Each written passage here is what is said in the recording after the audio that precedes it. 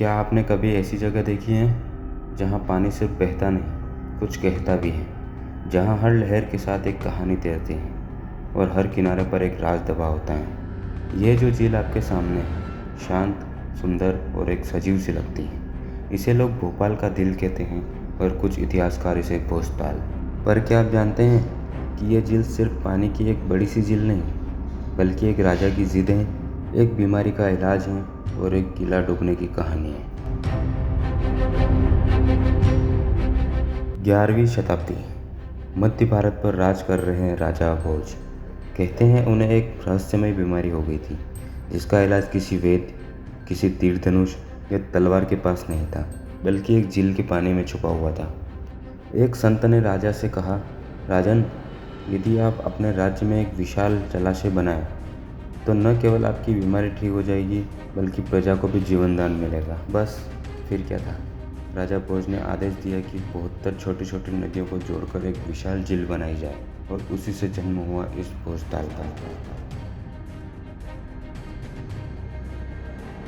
अब जरा सोचिए, आज जिस पानी को हम बस फोटो खींचने की चीज़ मानते हैं, वो कभी किसी एक राजा की ज़िंदगी बचाने वाली औषधि हुआ करती थी।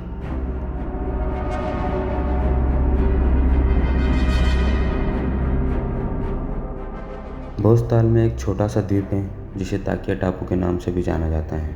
इस द्वीप पर शाह अली शाह का मकबरा स्थित है, जो धार्मिक और पुरातात्विक दृष्टि से महत्वपूर्ण है।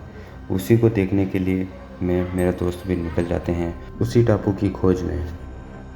15 से 20 मिनट हाथ पैर चला चला के हम पहुंचने ही वाले थे कि कुछ एक बाहर से संकेत मिला कि बारिश बहुत ज़्यादा ज़ोर से होने वाली है, इसलिए बोटिंग सारी घुमा लो, यू टर्न ले लो और वापस आ जाओ।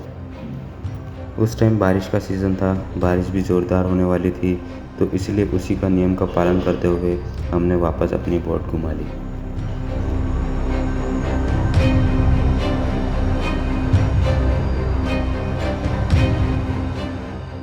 इतिहास यह भी कहता है कि भोजताल को बनाने के लिए एक पूरा गांव जलमग्न कर दिया गया। कुछ मान्यताएं तो ये भी कहती हैं कि झील के नीचे आज भी एक पुराना किला है और मंदिर डूबा हुआ है, जो कभी भोज की राजधानी हुआ करता था। क्या आपने कभी सोचा है, जो आज कैमरे में कैद कर रहे हैं, वो कभी किसी के जीवन का सवाल हुआ करता था।